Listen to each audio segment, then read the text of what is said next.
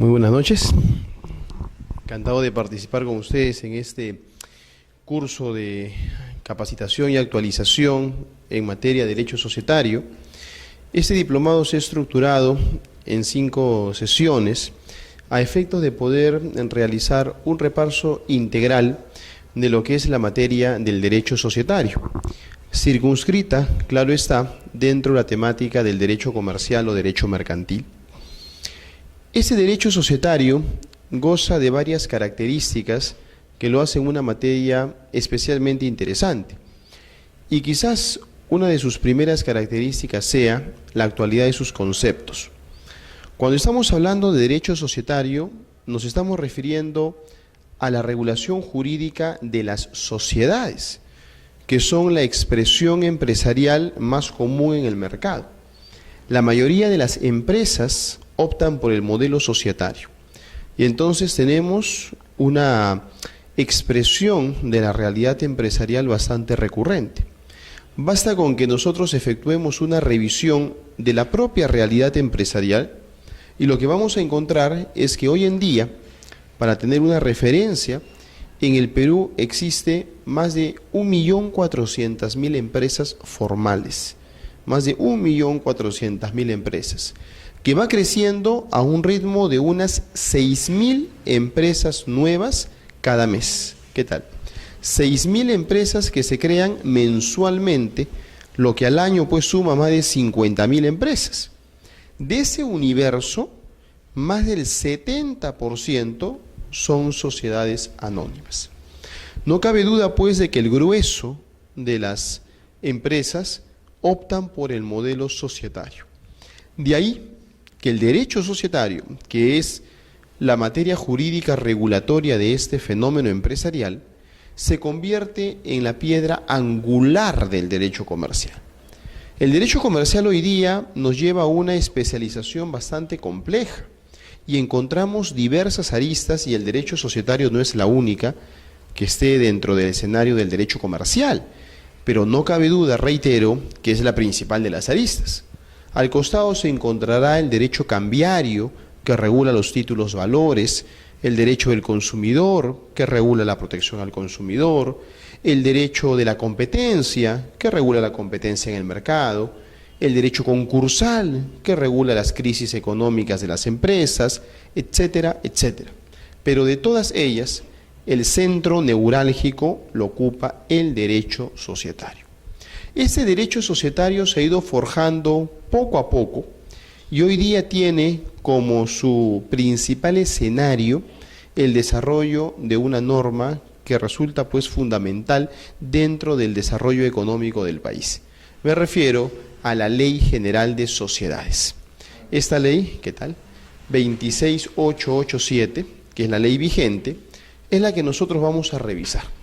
Vamos a efectuar precisamente un repaso general de la Ley de Títulos Valores, siguiendo principalmente la secuencia de sus conceptos, figuras e instituciones, para tener un panorama completo de cuál es el estado de la cuestión hoy en día del derecho societario en el Perú. Eso lo haremos con una visión crítica a efectos no solamente de referirnos a lo que dice la ley, sino analizar si lo que dice es correcto, cuáles son las implicancias doctrinarias de esas previsiones normativas, cuál es la aplicación jurisprudencial de esos conceptos de la ley y hacia dónde marcha hoy en día la casuística, tanto en el Perú como en el extranjero. Eso nos permitirá entonces tener una visión global del derecho societario. ¿Qué es lo que queremos? Conocer íntegramente esta materia, profundizando en los conceptos que merezcan profundizarse dentro del desarrollo de este diplomado. Pues bien, dicho eso, a modo de presentación general, vamos a empezar específicamente por abordar el contenido de lo que nosotros queremos desarrollar aquí. Y lo hemos dividido esto en una suerte de módulos para que sea mucho más didáctico y podamos avanzar. Un primer módulo por el cual vamos a comenzar es la introducción al derecho societario peruano. Como su nombre lo indica, es una visión introductoria. Nos va a dar un panorama general, una pincelada básica en derecho societario para que todos estemos nivelados en esta materia, que sea nuestro punto de partida. ¿Qué es lo que nos interesa abordar aquí dentro de esta perspectiva introductoria? Bueno, varias cosas.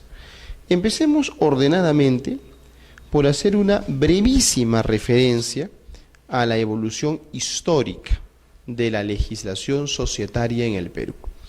No es el propósito aquí profundizar innecesariamente en cuestiones históricas que nos pierdan en el camino, sino ir a lo que específicamente nos interesa, ubicarnos en el contexto actual.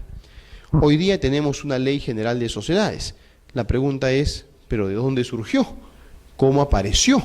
¿Por qué se dio? ¿Cuál es la razón de su presencia? Y entonces vamos a apreciar estas fechas, que son poquísimas, pero que nos permite tener un contexto más o menos completo. Y antes de todas estas fechas, le vamos a colocar una más. Le vamos a colocar 1902. Ese va a ser nuestro punto de partida. Antes de estas fechas, 1902. ¿Por qué? ¿Por qué este año? Porque en 1902 se dicta en el Perú el Código de Comercio. Este Código de Comercio que, paradójicamente, hasta el día de hoy sigue vigente, por lo menos formalmente vigente, aunque entenderán que en la práctica es una norma bastante desfasada, pero formalmente sigue vigente, muy mutilado porque ha perdido gran parte de su texto, como el que nos interesa, el societario, por ejemplo. Pero este código de 1902 es un código que regula a las sociedades. Claro, también regulaba los títulos valores, también regulaba las quiebras, también regulaba el comerciante, bueno, regulaba muchos temas. En realidad, el Código de Comercio de 1902 era un código excesivamente voluminoso, porque tenía una serie de temas. Para que uno tenga la idea, de ese Código de Comercio se ha extraído con el paso del tiempo las sociedades y ha dado lugar a la Ley General de Sociedades. Se ha extraído los títulos valores y ha dado lugar a la Ley de Títulos Valores. Se han extraído las quiebras y ha dado lugar a lo que hoy es la Ley General del Sistema Concursal. O sea, todo eso salió de ahí. Entonces, ese código era una norma muy voluminosa, pero no solo eso, sino que era un código que en realidad nunca fue una respuesta adecuada para la realidad peruana, porque tuvo un defecto grandísimo, que era un defecto extendido en la época, el de ser una copia de norma extranjera. Y ese era un defecto enorme. Ese Código de Comercio de 1902 es una copia textual del Código de Comercio español de mediados de 1800. Se había copiado de una realidad española a la peruana, cuando muchas veces no resultaba congruente. Por otro lado, este código ha resultado también pues vetusto, muy antiguo, y que no ha incorporado los temas que en la práctica se merecen incorporar. Es más, resulta tan antiguo al día de hoy que es un código que data de 1902 y es tan pero tan antiguo que ni siquiera tiene número como ley. O sea, ni siquiera es la ley 1, ni siquiera eso. Porque ustedes sabrán que las leyes en el Perú empezaron a enumerarse en 1904. En 1904 apareció la ley 1 hasta el día de hoy. Ha ido aumentando. Pero este ni siquiera es la ley 1. Es una norma muy, pero muy antigua. Por eso que la única forma de identificarlo es por su fecha. El Código de Comercio del 15 de febrero de 1902. Es la única forma de identificarlo. Del 15 de febrero de 1902, porque ni siquiera tiene número de fecha. Pero más allá de estas cuestiones anecdóticas, lo cierto es que ese código regula para bien o para mal, pero la materia societaria. En la década del 60, en 1966, había pasado ya bastante tiempo, y habían ido un poco evolucionando los conceptos en el mundo. Primero veámoslo en el mundo. ¿Qué pasaba en la década del 60?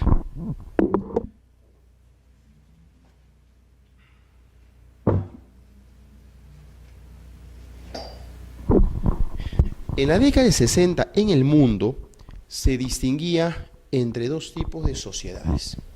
Por un lado las sociedades mercantiles y por otro las sociedades civiles. La diferencia que se imputaba era que las sociedades mercantiles perseguían una finalidad de lucro y las sociedades civiles no. Y el concepto que había en el mundo era que las sociedades mercantiles tenían que regularse en una ley de sociedades y las sociedades civiles en un código civil. Ese era el concepto. Y ese concepto que había en el mundo, ese concepto llegó al Perú. Y entonces en el año 1966 se dicta una ley de sociedades mercantiles que regula las sociedades mercantiles. Y las sociedades civiles se mandan al Código Civil, que en aquel entonces era el Código Civil de 1936. Y ahí está, la parte de contratos, el contrato de sociedad civil. Va pasando el tiempo y llega el año 1984, que como ustedes sabrán es una fecha importante porque se dicta un Código Civil en el Perú. Y este Código Civil hace de que haya pues un cambio de paradigma y de pensamiento. En los años 80 en el mundo ya no se diferenciaba entre sociedades mercantiles y sociedades civiles, ya no se hacía ese distingo, se decía que todas eran sociedades. Ese concepto también llega al Perú. Y entonces vean lo que se hace en el año 84. El texto de la sociedad civil que estaba en el Código Civil anterior ya no se le repite en el nuevo Código Civil. Pero ese texto, tal cual, se le manda a la ley de sociedades mercantiles, se le agrega. Y como se le agrega, ya no se podía llamar ley de sociedades mercantiles, cambia su nombre a Ley General de Sociedades. Pero advierto que era la misma ley del año 66, no cambió nada, solo se le agregó. Lo mismo pasa en el año 85. Al año siguiente el legislador se percata que a esta ley le faltaba algo. ¿Qué cosa le faltaba? Un título preliminar. Y le agrega el título preliminar. Y le vuelve a cambiar de nombre. Texto único concordado de la Ley General de Sociedades. Sigue siendo la misma ley. Así llegamos hasta el año 1994. Habían pasado casi 30 años de la ley, que era del 66, en términos prácticos. Y en el año 1994, el gobierno de aquel entonces hace un alto en la legislación societaria y se pregunta si era necesaria dictar una nueva ley de sociedades en el Perú. ¿Algo ha cambiado en casi 30 años? Se pregunta, y la respuesta es sí. ¿Qué ha cambiado? Dos cosas. Fundamentalmente dos cosas habían cambiado en casi 30 años. Por un lado, la normatividad. ¿Qué había pasado entre el año 66 y el año 94? Una nueva constitución política, en el año 79, con todo lo que significa en régimen económico. Otra constitución política en 1993. Un nuevo código civil en 1984. Toda la legislación, ustedes recordarán, pro inversiones de los años 90, de las privatizaciones. O sea, la legislación de los 90 no era pues la legislación de los 60. Obviamente que había cambiado gruesamente. Pero no solo eso, porque además había cambiado la realidad, el mercado. En los años 60 se hablaba de los temas que se hablaban en los años 90, obviamente que no. En los años 90 se hablaba de internacionalización de empresas, de globalización, de mercado de valores, de grupos de empresas, de franquicias, de alianzas estratégicas. Eso se hablaba en los 90, eso no se hablaba en los años 60, que eran años marcados por una visión más socialista. Entonces, esos cambios propiciaron a que el gobierno arme una comisión de expertos integrada por 11 especialistas para que elaboren un anteproyecto de Ley General de Sociedades. Empezaron su trabajo en el año 94, fue una comisión presidida por Enrique Norman Sparks, ya fallecido, por eso se le conoce como la Comisión Norman, una comisión que trabaja durante 2 años y medio. Estos 11 especialistas se reúnen lunes, miércoles y viernes de 6 de la tarde a 10 de la noche en el estudio de Enrique Norman y comienzan a trabajar un anteproyecto. 2 años y medio trabajando, terminan con su trabajo, presentan su anteproyecto al Ministerio de Justicia, este lo pasa al Congreso de la República, todo el circuito de aprobación, fin de la historia, se convierte en ley en diciembre de 1997, que es lo que tenemos hoy. Se convierte en ley en diciembre del año 97 y entra en vigencia el 1 de enero del año 98. Prácticamente el 1 de enero del 98 se cambia una ley societaria que tenía más de 3 décadas en el Perú. Esta ley 26887 se cambió después de más de 30 años. Bueno, desde que se dio hasta ahora, ya pasaron más de 15 años. Ya pasaron más de 15 años desde su entrada en vigencia. Ahora el 1 de enero próximo cumplirá sus 16 años de entrada en vigencia. Es una norma que entonces respondió a una necesidad. Lo primero que debemos advertir entonces en este primer punto es la respuesta a la pregunta ¿y por qué tenemos una ley de sociedades? ¿Por qué era necesario cambiar la que antes había? Porque hubieron cambios que exigían esta reforma, cambios normativos y cambios empresariales, de manera tal de que era necesario el contar con una nueva legislación. Primer punto entonces. Segundo punto. La Ley General de Sociedades hoy día tiene una serie de innovaciones significativas. Estas innovaciones suponen que es una norma bastante atractiva. La Ley General de Sociedades en el Perú se ha convertido en una ley de avanzada. Y no porque lo digamos nosotros, o sea, los peruanos, sino porque así lo ven en el extranjero. Es una ley que superó un gran problema que ya he referido hace un momento. Es por primera vez una norma mercantil que no copia leyes extranjeras.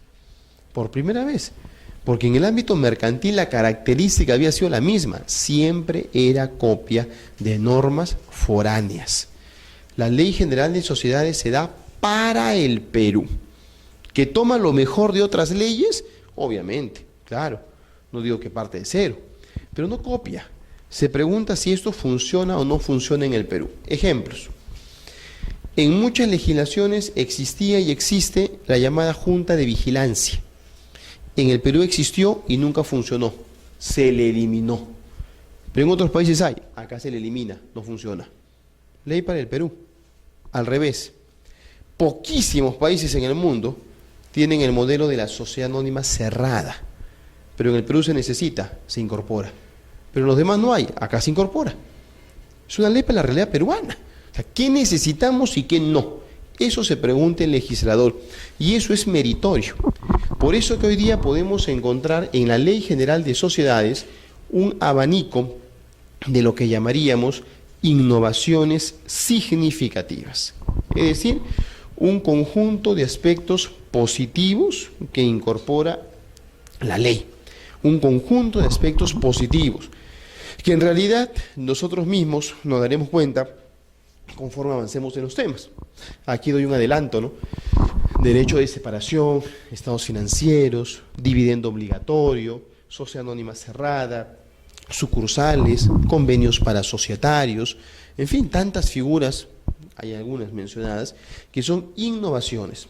Todas estas que están aquí son figuras que hoy día las encontramos dentro de nuestra ley, pero que antes no estuvieron. No estaban en la ley anterior, están en la ley vigente. No estaban en la ley anterior. Estas son figuras de que hoy día se incorporan en nuestra ley y porque son innovaciones que justamente permiten el desarrollo. Son aspectos positivos, que se ha tomado como referente la legislación comparada para darle una mejor regulación. Sí, por supuesto, así es. Pero se ha pensado en nuestra realidad. Y así se han ido incorporando una serie de figuras positivas. Por ejemplo, por mencionar una, las acciones en cartera. Por mencionar una. Es una figura que se toma como referente a la legislación española. Estas acciones en cartera son una figura útil en la práctica. Útil porque te permiten agilizar una operación comercial. Doy un ejemplo para que ustedes puedan apreciar qué significa una acción en cartera. Las acciones tienen que pasar por distintas etapas. Una acción pasa por la etapa de la creación, se le crea, luego viene la suscripción, luego viene el pago y luego viene la emisión. 4 momentos. Y son 4 momentos sucesivos, de manera tal que para que una acción sea emitida, tiene que haber sido pagada, y para que sea pagada, tiene que haber sido suscrita, y para que sea suscrita, tiene que haber sido creada. ¿Qué significa cada uno de estos momentos? Veamos. La creación significa el acto de crear acciones. ¿Cómo se crean? Al momento en que se constituye la sociedad en el pacto social o por acuerdo de junta de socios. Ya se creó, ¿sí? Después de que se creó, hay que buscarle un dueño. Ese buscarle un dueño es la suscripción. Alguien dice, a mí me interesa esa acción, yo quiero pagarla. No la estoy pagando, me interesaría pagarla. Eso es suscripción. Yo me comprometo a pagar. Luego viene el momento del pago. El momento del pago es el desembolso. Si yo me comprometí a pagar, pues ahora tengo que pagar. Y finalmente viene la emisión, cuando a mí me entregan mi certificado de acción. 4 momentos sucesivos. Bueno, ¿qué es lo que pasa? De que nosotros podemos hoy día crear 100 acciones y de repente de las 100 acciones solamente son suscritas 40. Entonces 60 nadie las quiere. ¿Qué hacemos? Bueno, pues se destruyen, desaparecen, se eliminan, nadie las quiere. Nosotros las eliminamos. ¿Qué sucede hoy día? Hemos lanzado 100 acciones al mercado. Han suscrito 40, 60 nadie las quiere y entonces las hacemos polvo, las eliminamos. Y el día de mañana nos toca a la puerta un inversionista estratégico y me dice, quiero invertir en tu empresa, quiero comprar acciones. Yo tengo que hacer, crear acciones, tengo que hacer eso, porque las había destruido, tengo que crear nuevamente. El detalle es que eso en el mercado puede ser un proceso lento, porque crear acciones, ¿qué significa? Bueno, significa toda una cadena de cosas. Significa, veamos, para llegar a una creación de acciones, que el presidente del directorio ha tenido que hacer una convocatoria mediante esquelas con cargo de recepción, o sea, por escrito, los ha tenido que convocar a todos los directores. Todos los directores han tenido que asistir, los directores, a una sesión de directorio. En esta sesión de directorio tiene que comprobarse el quórum, comienza a darse un debate y finalmente se adoptan los acuerdos. Acuerdos por mayoría. Cuando se adoptan los acuerdos se levanta un acta. ¿Qué cosa se acordó? Se acordó convocar a junta de socios. Eso se acordó. Entonces ya consta el acta. Se asienta en un libro de actas de sesión de directorio y ahora se convoca. Aviso de convocatoria. ¿A qué se convoca? A junta de socios. Aviso en el periódico. Tenemos que publicar el aviso indicando pues ahí los datos de la junta. Lo tenemos que publicar una vez y lo tenemos que publicar 2 veces, en 2 diarios. Y esto tiene que ser con una anticipación de 3 días a la realización de la junta de socios. Se realiza la junta de socios. El día de la junta de socios habrá que comprobar el quórum. Se declara instalada la junta de socios, si es primera convocatoria. Si no, será en segunda convocatoria. Tienen que pasar 3 días más para que sea en segunda convocatoria. Acá habrá en la instalación el debate, los acuerdos, se levanta un acta. Muy bien, ¿qué se acordó? Se acordó crear acciones. Oiga, todo este proceso tengo que hacer para crear acciones. Cuando el inversionista vino y me tocó la puerta y me dijo, quiero acciones, yo no le puedo dar ahorita, pues, porque tengo que hacer todo esto. Pero yo podía evitar todo este camino si es que estas acciones que sobraron las guardaba. Y las guardas en un cajón y esas son acciones en cartera. ¿Qué es una acción en cartera? La acción que ha sido creada, pero que no se ha sido suscrita, que no ha sido pagada, que no ha sido emitida. Está como guardada en una cartera, por eso el nombre. Es como que lo guardas en una bolsa, en un cajón. Ahí lo tienes. Esperando ¿qué? Un dueño. Esperando un dueño. ¿Para qué te sirve? Entre otras cosas, ¿no? Porque eso tiene muchas finalidades. Pero entre otras cosas te sirve para agilizar esto. Que yo puedo tener acciones ahí ya creadas esperando un dueño, cuando desaparezca el dueño. Y si hoy día tú me tocas la puerta y me dices, quiero acciones, yo te digo, aquí están. Aquí están. No tengo que hacer todo el camino de acá. No tengo que hacer todo esto.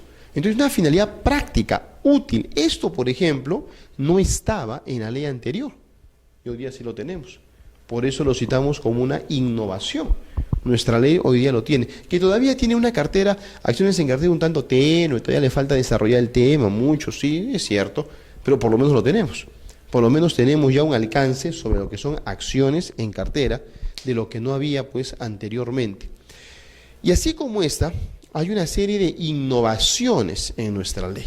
Todas estas que estamos citando acá tienen como punto en común, como común denominador, que no estaban en la ley anterior, que no ofrecían la regulación que hoy día ofrece estas figuras dentro de la Ley General de Sociedades.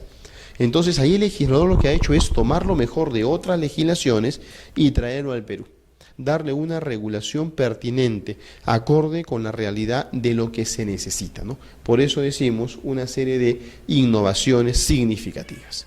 Ya tenemos dos cuestiones. Primero, el repaso de la evolución histórica hasta llegar al estado actual. Y segundo, un repaso por sus innovaciones más significativas. Tercera cuestión.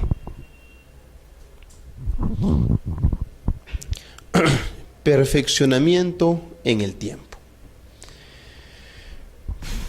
La Ley General de Sociedades, como toda norma, es perfectible. Claro que sí, es perfectible. Y eso significa que puede mejorarse en el camino. Y de hecho, en estos más de 15 años desde su entrada en vigencia, ha mejorado. Ha mejorado con artículos que se le han modificado, con artículos que se han añadido, con artículos que se han derogado, y no es la misma ley pues de hace 15 años. Claro, el cambio no es sustancial, no es tanto. Si ustedes revisan la Ley General de Sociedades y se percatan de que tiene cerca de 500 normas, de esas se habrá afectado en estos 15 años unos 50 artículos, más o menos un 10%. Ese es el cambio. Y es que una cosa es planear, planificar, pensar, idear la ley, como se hizo en la Comisión Norman, durante 2 años y medio alrededor de una mesa y pensarla en papel, y otra cosa ponerla en práctica. Cuando se pone en práctica uno se da cuenta si lo que dice el papel es cierto o no, si coincide o no coincide con la realidad. De manera tal de que este perfeccionamiento tiene que ser constante. Y se han dado pues algunos cambios que no se veían originalmente y que luego se han juzgado pertinentes. Por ejemplo, aquí cito algunos, ¿no? La ley 27287 es la ley de títulos valores del año 2000. Esta ley de títulos valores lo que hizo fue modificar algunas normas de la Ley General de Sociedades en materia de certificado de acciones y certificado de suscripción preferente, que son títulos valores y que también son figuras societarias. Claro, tienen una naturaleza dual, es materia societaria y es materia cambiaria. Y así se han ido dando algunas normas, ¿no? Entre las últimas, por lo menos de los últimos 5 años, tenemos que en junio del 2008 se dieron un par de cambios. Se cambiaron normas en materia de sociedades anónimas abiertas y en materia de arbitraje societario. En el año 2010 se dieron las normas que permiten hoy día la convocatoria a junta de socios por la vía notarial. Convocatoria a junta de socios por vía notarial, ya lo vamos a explicar en su momento. Antes del 2010 no se podía, ¿no? Uno iba a un juez, pero ahora se puede ir un juez o un notario.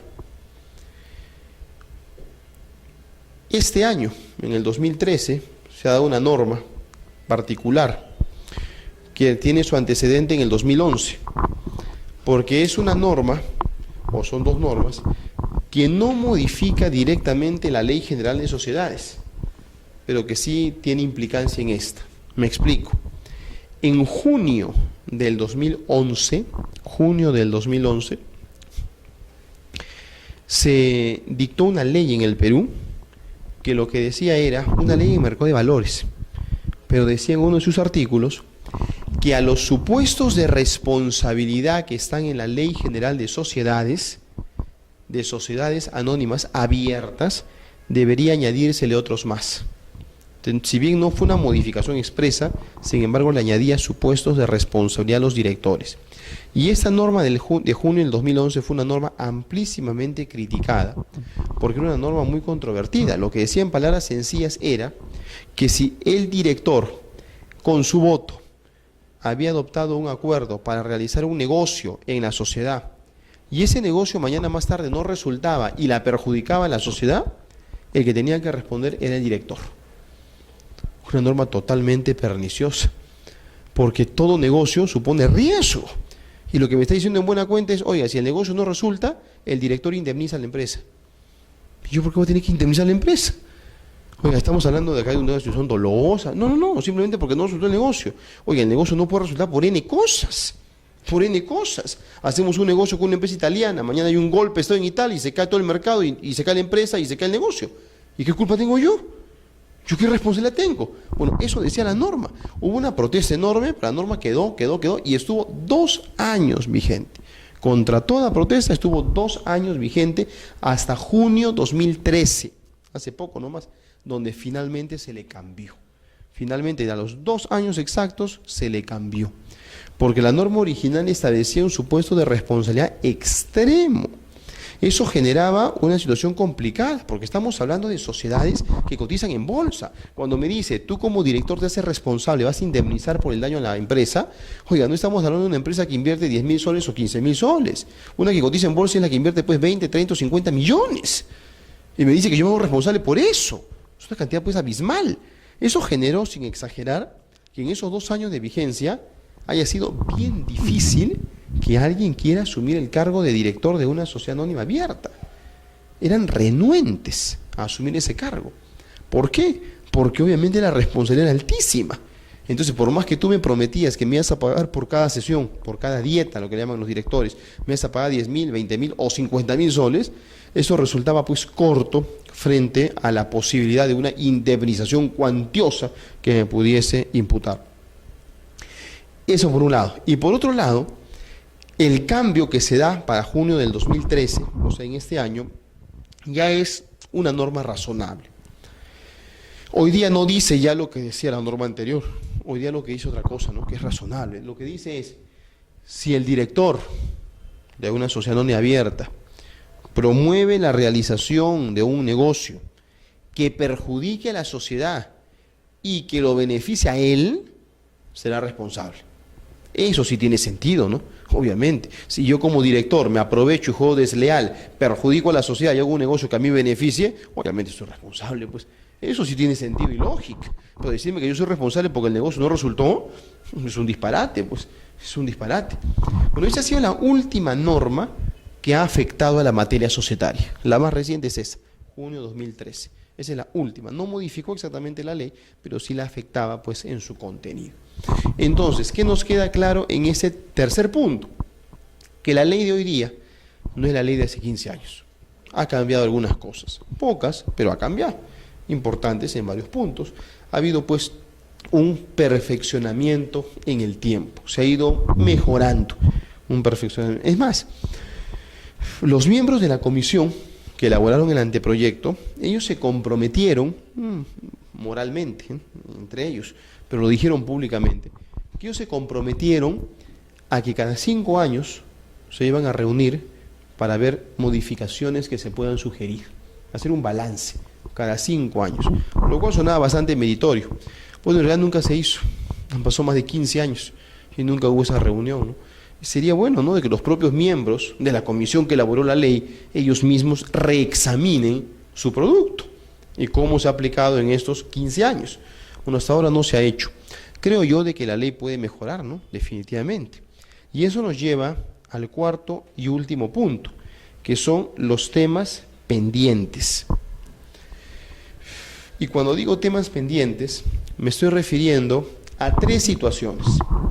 La primera son temas que están regulados en la ley, pero que están regulados mal. Y por lo tanto deben regularse bien. Ese es un tema pendiente. Un segundo tipo de temas pendientes: los que están regulados incompletos. ¿Y qué hay que hacer? Completarlos. Ese es un segundo grupo de temas. Y un tercer grupo de temas son los que no están regulados y deberían regularse. O sea, hay 3 tipos de temas que a mi criterio son temas pendientes. Y esto no desmerece en absoluto el trabajo de la comisión, ¿no? Al contrario, lo que me dice es de que el derecho es vivo, el derecho es dinámico y el derecho exige una constante evolución, un perfeccionamiento recurrente. Y eso se da justamente a partir de la experiencia práctica, de lo que uno vislumbra en la realidad.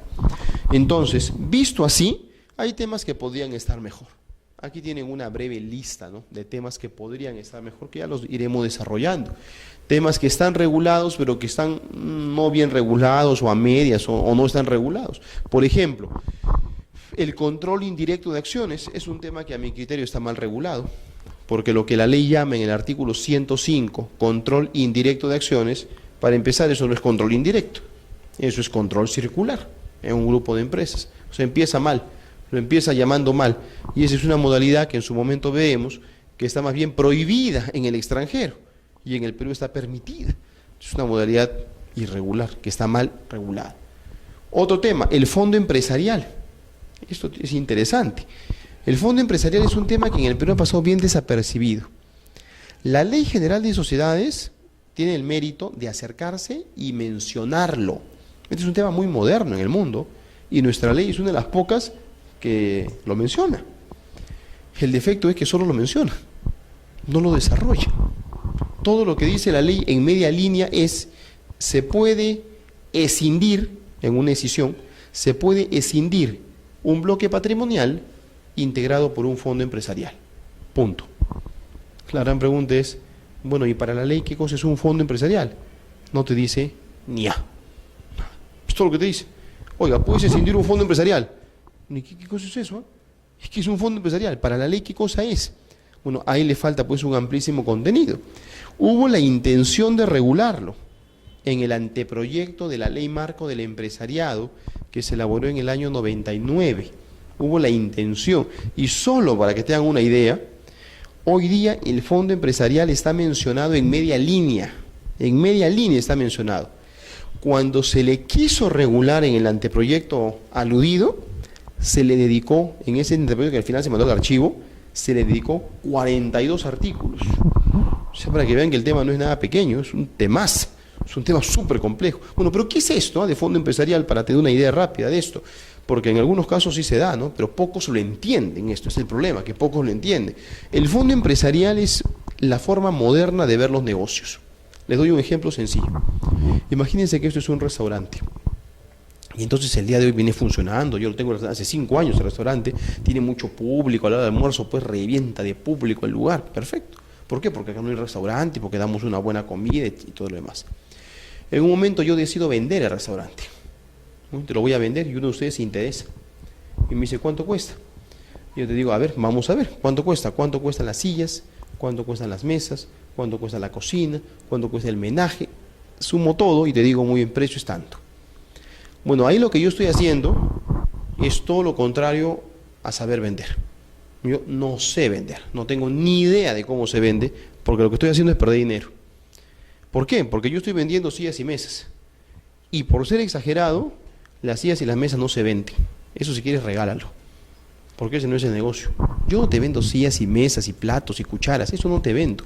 Yo te vendo clientela, te vendo cuota de mercado, te vendo imagen, te vendo reputación, eso te vendo. Y eso es lo que vale millones. Lo otro vale sencillo. Yo me puedo discutir contigo cuánto vale la silla, eso es un detalle. Pero yo te vendo otra cosa, te vendo los intangibles, la empresa en marcha. Lo que yo te digo es, oye, un momentito, mira, ¿tú ves la cantidad de público que hay en la hora del almuerzo? Tú me dices, sí. Yo te vendo la empresa. El día de mañana, cuando tú eres el dueño, ¿este público va a seguir acá? Sí, claro, ni se enteró que cambió de dueño. ¿Y ese público no tiene precio? Yo lo he conseguido en 5 años. Y tú vienes hoy día y lo tienes todo acá servido. Tú me tienes que pagar por esto. Eso tiene un precio. Eso tiene un precio. Y lo que yo te debo, entre comillas, cobrar es eso, no las sillas. Les doy un ejemplo concreto. Ustedes sabrán que esta cadena de comida rápida, China Wok, se vendió el año pasado y hoy día es propiedad de Interbank.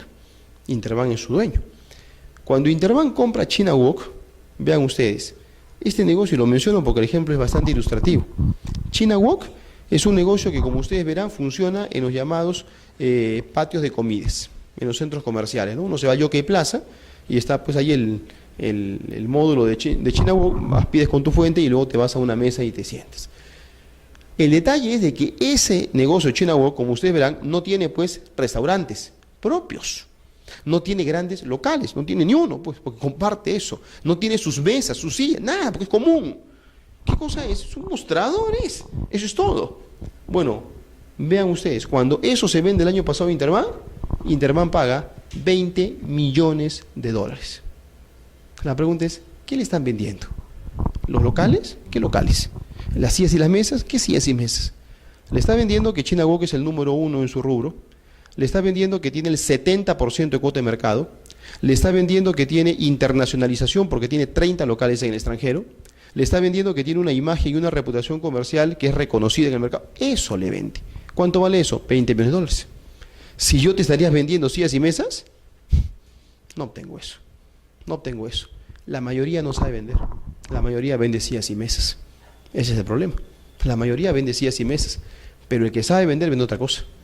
Ese es todo un tema, todo un negocio que se llama el mercado de venta de empresas. Que ese es un negocio que en el Perú todavía está medio dormido. Pocos saben esto. Y pocos se levantan alguna vez y dicen, oye, ¿cómo es posible que ese negocio lo escuchan en las noticias? Oiga, se compró una empresa, ¿cuánto vale? Vale 3.500 millones de dólares. 3.500, ¿qué cosa es eso? ¿Qué cosa? ¿Te vas a poner a sumar computadoras? Eso no, ese es un detalle. Ese es el detalle.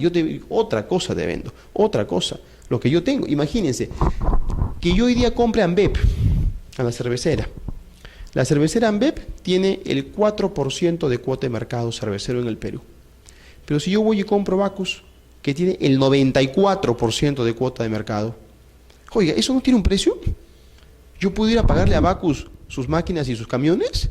Un momentito, oiga, tú compras Bacus y vas a tener el 94% de cuota de mercado. Anda, compra Ambev, tienes 4.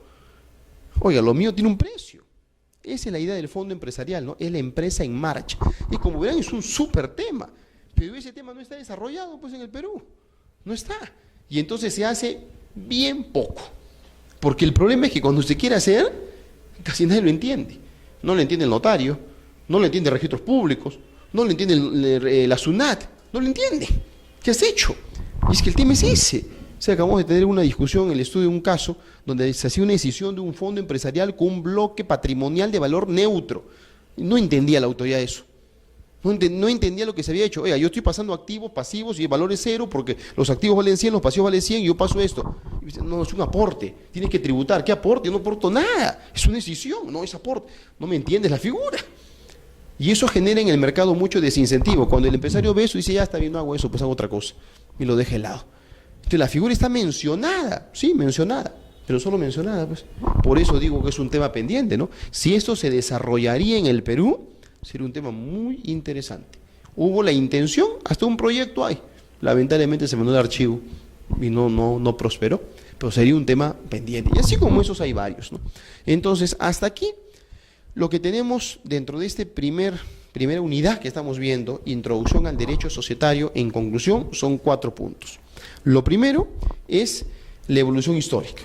La conclusión es que la Ley General de Sociedades vigente responde a los cambios que eran necesarios en la época.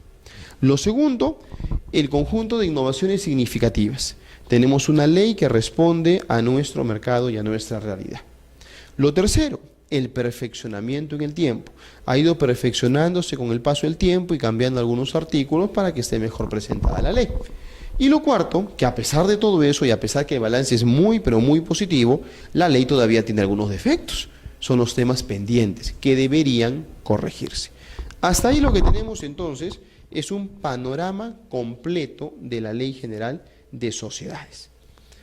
Hasta aquí, en esta primera unidad, ¿alguna pregunta, amigos? ¿Alguna duda hasta aquí? Encantado de absolver cualquier duda, si tienen una pregunta, algún comentario, hasta aquí.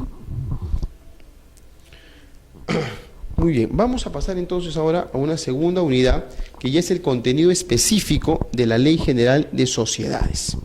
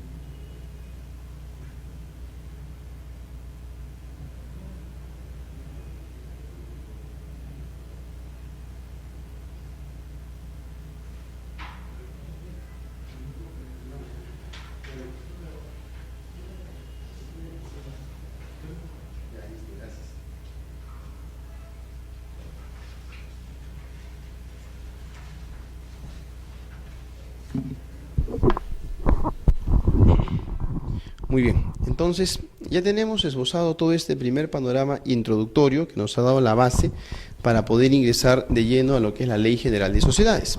Esta ley está estructurada en 5 libros, que son las 5 partes de cómo se conforma la norma.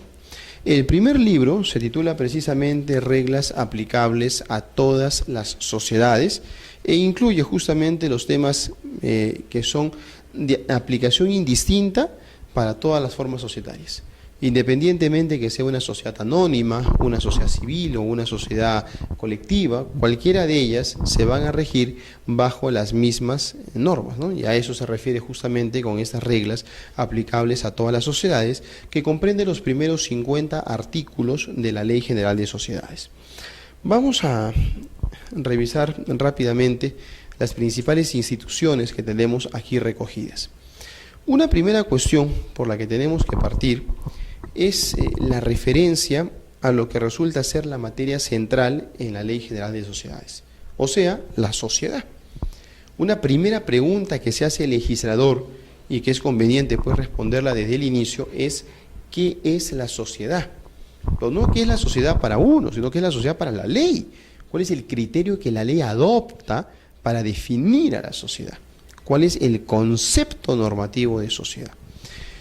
Al respecto hay que ver de que ese es un tema bastante complejo, aquí y en cualquier lugar, porque la sociedad resulta ser una institución sui generis, bastante compleja en su estructura, que ha dado lugar a diversas teorías al momento de su desarrollo. Entonces, en doctrina podemos encontrar la teoría contractualista, que nos dice que la sociedad es un contrato, o la teoría personalista, que nos dice que la sociedad es una persona jurídica, o la teoría del acto complejo, o la teoría del acto en masa, etcétera, etcétera. Teorías hay muchas, pero ¿qué es realmente la sociedad? Hoy día el concepto moderno que se tiene en doctrina y que tácitamente recoge nuestra Ley General de Sociedades es que la sociedad es un contrato del cual emerge una persona jurídica. O sea, una mixtura entre la teoría contractualista y la teoría personalista, entre una y otra. Es un contrato, no cabe duda, cuando nos ponemos de acuerdo todos nosotros para empezar una sociedad, entonces estamos ante un contrato. Gracias.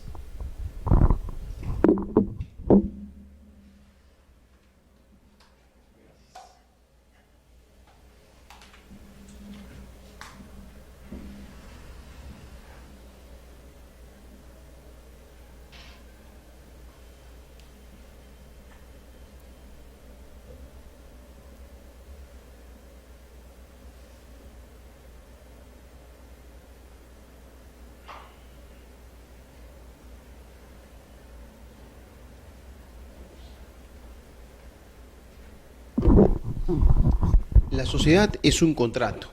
Todos nos ponemos de acuerdo hoy día en empezar un negocio y vamos a acordar a qué nos vamos a dedicar, cuál es el objeto social, cuántos directores habrán, cuánto va a ser el capital social, dónde domicilia la sociedad. O sea, una serie de cuestiones. Todo eso obviamente es un acuerdo, es un contrato. Es lo que en doctrina se denomina un contrato de sociedad. Y que en el Perú la ley le llama pacto social. Ese es el contrato de sociedad o pacto social. Ahí está el contrato. Pero el detalle es que no se trata de un simple contrato. No es un contrato para que quede como contrato, sino que lo que nos interesa es que de ahí emerja un sujeto de derecho, una persona jurídica. Eso nos interesa. No basta que quede como contrato. Y el único contrato del cual surge una persona jurídica es el contrato de sociedad. No existe otro contrato que dé origen a una persona jurídica, ninguno. Cuando yo celebro un contrato de compra-venta, de ahí no aparece una persona jurídica, o un arrendamiento tampoco, ni siquiera en algo que podría parecer, ¿no?, como un consorcio, ¿no? O sea, un consorcio no genera persona jurídica. El único contrato del cual aparece una persona jurídica es el contrato de sociedad. ¿Qué más? De que este contrato es un contrato bastante sui generis, poco común. Porque la mayoría de contratos que nosotros conocemos, como una compra-venta, un arrendamiento, un mutuo, un comodato, la mayoría son contratos de prestaciones recíprocas. Contrato de prestaciones recíprocas. En cambio, cuando hablamos de un contrato de sociedad, estamos hablando de un contrato de prestaciones autónomas. Contrato de prestaciones plurilaterales autónomas, que es una categoría distinta, especial, diferente. El contrato con prestaciones plurilaterales autónomas significa que todos los que somos contratantes, llámese socios, no estamos como en una compra-venta uno frente a otro. En la compra-venta el vendedor está frente al comprador. Acá no. Acá todos estamos del mismo lado persiguiendo un objetivo común que es constituir la sociedad. Por lo tanto, al no estar uno frente a otro y al no hacer prestaciones recíprocas, esto significa que no se aplican las reglas de estos contratos. Por ejemplo, la regla de la excepción de incumplimiento. La excepción de incumplimiento, como ustedes sabrán, es una figura muy antigua que proviene del derecho romano y que está regulada hasta el día de hoy en el Código Civil. La excepción de incumplimiento supone que la ley te autoriza a incumplir. La ley te autoriza a incumplir cuando la otra parte ha incumplido. ¿Pero eso cuándo se da? Cuando el contrato es con prestaciones recíprocas y cuando las prestaciones se van a ejecutar al mismo tiempo. En el contrato de sociedad eso no sucede.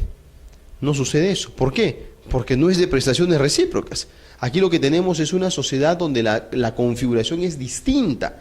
Y esa configuración distinta de la sociedad entonces torna eso de una manera totalmente diferente. El animus societatis, que es la intención de pertenecer a la sociedad, es lo que mueve a todas las partes contratantes.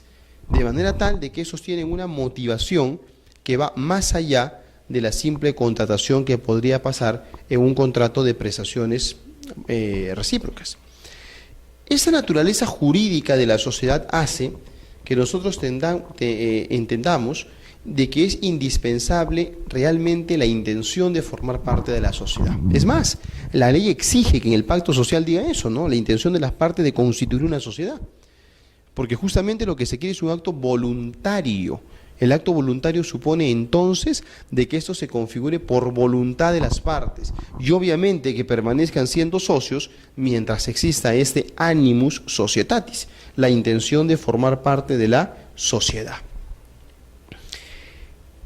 La sociedad se construye sobre varios principios y un principio fundamental y bastante obvio, pero no carente de controversia, es el principio de pluralidad de socios contenido en el artículo 4 de la ley.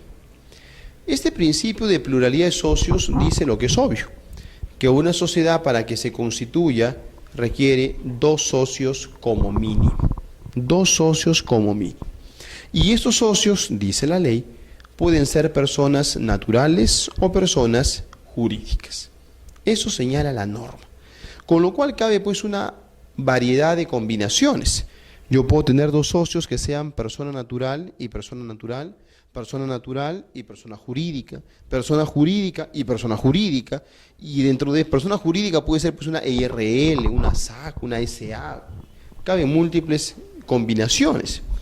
Pero ese tema que en el artículo 4 pasa medio desapercibido, en realidad en la doctrina y en la legislación comparada es materia de un amplísimo desarrollo.